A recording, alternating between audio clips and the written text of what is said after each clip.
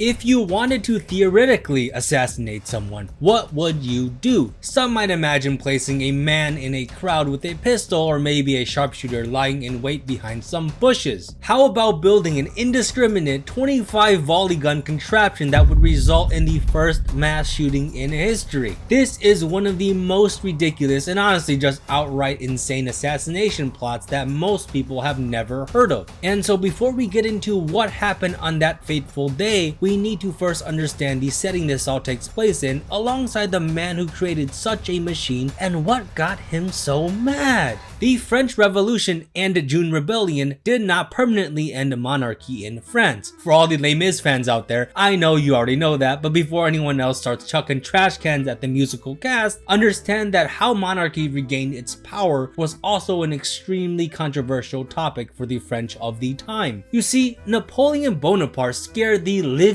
shit out of the monarchy in Europe. The French Revolution was an event that many of those in the West who supported monarchies, alongside the royal family themselves obviously, feared would spread throughout the continent and topple their thrones. So when Napoleon was finally defeated and exiled, twice, the restoration of the French monarchy, the House of Bourbon, was in the interest of the victorious powers, aided by war weariness caused by the decades-long Napoleonic Wars. This restoration was a dismay to many in France, adding to the discontent of a populace who had to deal with not just war, but constantly shifting political instability. This period of time is referred to as the Bourbon Restoration, and in 1830, Bourbon monarch Charles X was overthrown in the July Revolution in favor of his cousin Louis-Philippe. You probably recognize this picture. This painting depicts the July Revolution of 1830, sometimes also called the Second French Revolution. This was not supposed to be depicting the more famous French Revolution of 1789. So why am I bringing all of this up? Well, I want you to see how chaotic of a time this was for France, and more so, the target of the assassination plot, Louis-Philippe, would emerge from the aforementioned July Revolution of 1830. So now that we know a little bit more about the target of the assassination, how about the assassin? Born in Corsica in 1790, which was also the same place Napoleon is from, Giuseppe Fieschi would fight in the Napoleonic Wars as part of the Corsican Regiment, and after his discharge from the army in 1814, he would find himself often at the wrong side of the law and rebellions. In 1815, he would attempt to assist the dethroned King of Naples and famous cavalry commander Joachim Murat in his attempt to regain power. Murat and the small contingent of his supporters essentially walked into a marketplace. Somebody in the entourage screamed, "Long live our King Joachim!" and then the people in the marketplace turned on them, leading to one of the men in the group being killed and the rest of them having to flee to the coast, only to find out that their ships had left them. And so after this failed coup, Murat was executed by a firing squad, famously telling his executioners, "Soldiers, do your duty, fire at the heart but spare the face," as Murat had been a military man his entire life. As for Giuseppe, as he was not the leader of the plot, he would be fortunate enough to not face a firing squad, but instead he would be imprisoned for 10 years after being caught stealing cattle in France. And once Giuseppe finished his 10 years, being released in 1826, he moved in with a woman he met while he was in prison, Laurence Petit, before once again returning to Paris following the July Revolution that I mentioned before. Now, what I haven't mentioned so far is that while Giuseppe found himself at the wrong end of power grabs, he himself wasn't exactly a guy you would ask to watch your luggage. Since he was imprisoned in France prior to the July Revolution, he essentially used it as a get out of jail free card,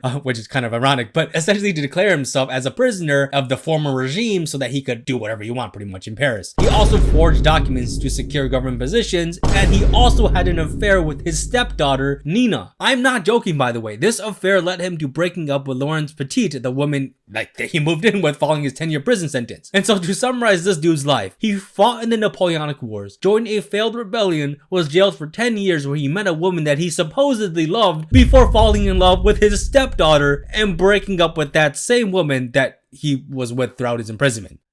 Do not let this guy into Thanksgiving dinners. So fast forward, and now it is 1831, and we are introduced to co-conspirator Pierre Maury, who met Giuseppe because they are neighbors. Pierre is an interesting character. You see, Dude was already accused of attempting to assassinate the Bourbon King back in 1816, but was acquitted, leaving him to roam free to participate in the July Revolution, which actually put the current king that they are planning to assassinate into power. So, why did they want to kill the king? Well, Pierre felt cheated because his hopes for King Louis-Philippe to be a quote-unquote citizen's king and an actual constitutional monarch were quickly dashed when Louis-Philippe began to instead consolidate his power. Not to mention that he was a Republican who didn't have favorable views of the monarchy to begin with. Meanwhile, Giuseppe was discontent and jaded after being fired from his government post that he forged, alongside a lifetime of just being on the wrong side of the law and putting faith in big public figures that didn't improve his quality of life and just left him even more bitter. In short, Giuseppe was just an opportunist above all else. And so these two men devised a devious plan, a plan that would leave nothing to chance. They would design a contraption that would receive the nickname the Infernal Machine. Side by side lay 25 guns, supported by a contraption that allowed the barrels to be leveled at the target alongside a synchronized fuse made out of charcoal so that all barrels would go off at the same time. When it comes to what these barrels were loaded with, when researching this video, I kept seeing various sources say that 6 to 8 balls and 13 to 14 slugs were loaded into each, I didn't misspeak, each barrel alongside 2 layers of wadding. Now, I am not exactly sure what this means, but I do have a good guess. I am assuming that barrels were loaded with what is more commonly called buck and ball, where there is a combination of round shot and buckshot. You can also double load muskets. And yes, you can pull it off, but it's typically not recommended because I'm not exactly sure how safe it is, but it can be done. And this is what I assumed is also how so many projectiles could be like shoved down the barrel. Again, it's insane how much you fit down each barrel. And so ball most likely refers to, well, musket balls, while slugs can be either or actual buckshot or just various scraps of metal or other pieces of shrapnel, aka slugs. And keep in mind that these are smooth bore barrels. So the Infernal Machine, when loaded at full capacity, will literally be shooting around 1,000 projectiles, if not more, at the same time. What could go wrong? Now, having designed the Infernal Machine, the two men approached the final character in the group of 3 conspirators, Theodore Pepin, who also did not like the king as he was a Republican and therefore heavily anti-monarchy. Pepin and Pierre would pitch in 500 francs, which there isn't a good conversion to USD in 2025, but estimates is anywhere from 5,000 to 15,000, 2,025 USD. Again, I know it's a huge range, but there isn't really good conversion data on this. Giuseppe would be the one to actually build the machine, alongside be the one that actually operated it on the day of the assassination. And in exchange, he didn't pay a penny for the construction, also because the dude didn't have any money at the time. So the contraption was built, and now it is time to lay out the master plan behind how these men wanted to kill the king. But first, some context. On July 13th of 1789, the National Guard of France was created in response to an extremely controversial decision by King Louis XVI to replace his finance minister, Jacques Necker. Jacques was a Swiss banker and an outsider that brought hopes of financial reform to an increasingly volatile France. However, his legacy was much more complex and much more controversial. While Jacques was loved by much of the people of France due to his recognition of the shifting and increasingly growing public opinion of France regarding its leaders and government, such as dismay at the massive debt incurred during the 7 Years' War, Jacques' character and actions created friends from the common people and enemies in the aristocracy. One of the most famous examples of Jacques' legacy is when he publicly published Report to the King, which outlined government income and expenditure. At least in France, this was not something done before, and pretty embarrassing for the king, because in this report, it showed that the king had spent something like 8 million livres on his brothers, a livre being an equivalent to 1 pound of silver, which was 5 times more than what he used to maintain the capital and 10 times more than what was spent on public healthcare. And so while the common people loved him for it, seeing transparency alongside the notion that Jacques was an official for the people, this report was met with a whole mess of political intrigue, slander, and disinformation, eventually resulting in him being fired. The point of me bringing all of this up is that Jacques was beloved by the people, but a figure of immense controversy for the aristocracy and the elite of France, so when Jacques was fired, this resulted in the forming of the National Guard of France, and as the guard needed weapons, this led to the storming of the Bastille. Yes, that Bastille, a catalyst in the starting of the French Revolution. The National Guard would play an important role in the French Revolution before losing a significant amount of power after trying to overthrow the French Directory and being defeated by Napoleon in the Battle of 13th Vendemiaire, which uses the French Republican calendar. The actual date is like 5th of October 1795. Following this defeat, while the National Guard wouldn't be disbanded completely, it would serve more of a, I guess you can say, side role until Napoleon's disaster in Russia, leading to a merging of various National Guard cohorts,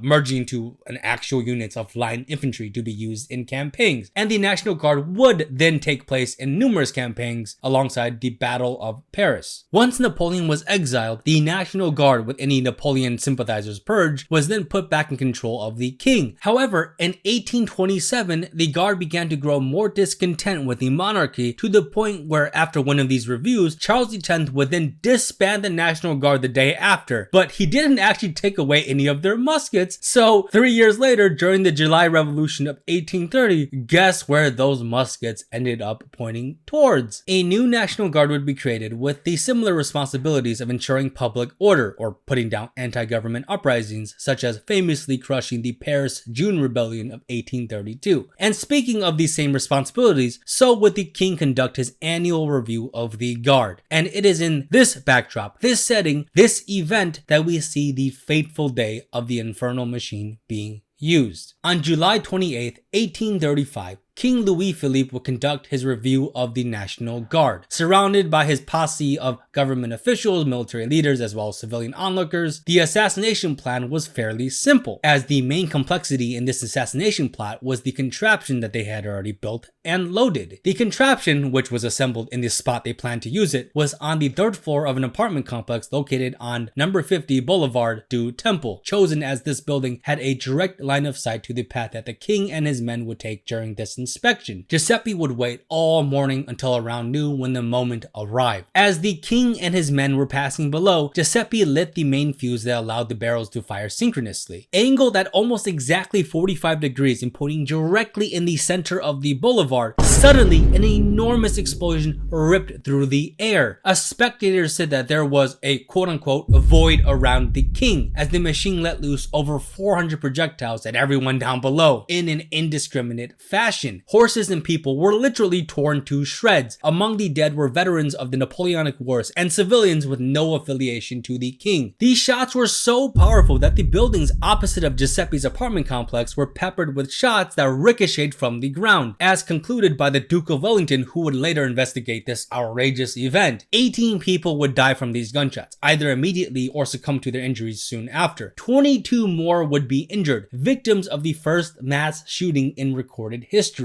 Of the 25 barrels planned to go off, only 24 were loaded, as one of them didn't actually have a touch hole drilled in for the fuse to ignite the charge, most likely just an oversight. An additional 4 barrels burst, and another 4 misfired, leaving 16 out of the 25 barrels actually operational when it was used. That is, assuming that the projectiles actually launched in the direction of the king. You see, because this was a homemade contraption loaded to the brim, quite literally, when Giuseppe ignited the fuse, he essentially created a mini IED that roleplayed as a gun. While it is estimated that around 400 projectiles went flying at the king and all the people down below, everything else either blew up or shot into the walls of the apartment, sending shrapnel all over the room. Never mind the blinding flash, recoil, and the effect of the immense amount of explosive power released during the firing of the Infernal Machine.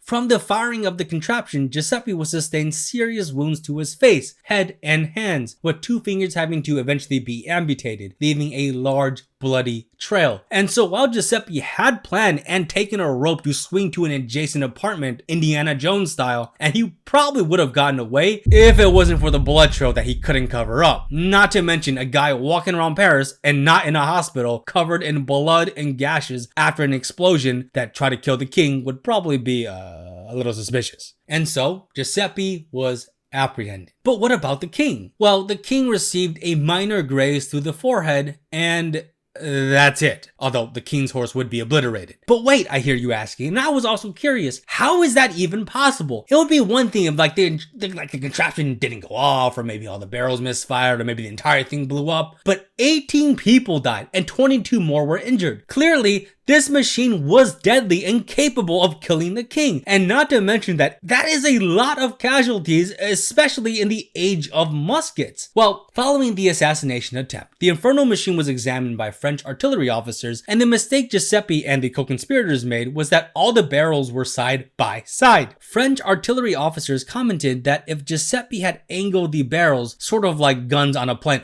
obviously that's not the example they used because planes didn't exist at the time, but visualize what I'm saying, alright? The projectiles would have been more concentrated and quote unquote literally torn the king and his staff to pieces. So how about Pepin and Pierre, the co-conspirators? Well, let's start with Pepin, whom the police already knew of and suspect of having something to do with Giuseppe's assassination attempt, although they did not have any concrete proof of his involvement. When the police searched Pepin's house, they actually didn't find anything, and then they remembered that they hadn't searched the cellar yet. Pepin goes down there and there's 2 officers guarding the entrance to the cellar while everyone else is conducting the search. Pepin is keeping a close eye on the officers, and then the moment they stop looking at him, he escapes through what is most likely a hidden sewer in the cellar, and it was actually so quick that the police were shocked and impressed as Pepin essentially had disappeared into thin air. Pepin would escape into the Forest de Crécy, where he would hide out in a very thick part of that forest before a local police spy, whom Pepin thought was his friend, turned him in. As for Pierre, Nina, the stepdaughter of Giuseppe, who Giuseppe had an affair with, would give information to the police that would eventually result in Pierre's arrest, which was to much of Pierre's dismay as he had tried really hard to cover his tracks, conspiring under code names such as the Paymaster, but alas, he was still caught. And so now that the 3 were under arrest, the trial wasn't exactly a mystery, seeing how Giuseppe actually took this time to soak up his fame and give details about his life and motivations, I guess trying to woo over the onlookers, and not denying his involvement in the plot. Other people were questioned and also recognized Giuseppe, such as the cab driver that transported heavy supplies to the building that the Infernal Machine would be assembled in. There was also the obvious injuries that could not be explained away easily. In the end, all 3 were found guilty, and on February 19th, 1836, all 3 would meet their end at the base of the guillotine. Pepin was executed first, then Pierre was next, who actually had tried to starve himself to death during the trial, but obviously he failed to do so. Finally, there was Giuseppe, who gave a speech before he was guillotined, but that speech has been lost to history. And so, as the bodies of the 3 conspirators were carried away and their heads for public viewing, so ended their plot of attempted regicide. The Infernal Machine is now on display at the National Archives Museum in Paris, and there is now also a plaque marking where the assassination plot took place if anyone wants to check it out. Thank you for making it to the end. And if you want any more history videos, please let me know. And also, if you haven't already, check out my other videos if you want to, as I got a mix of stories and gameplay and history all mixed together. But regardless of what you do, have a wonderful day, and bye.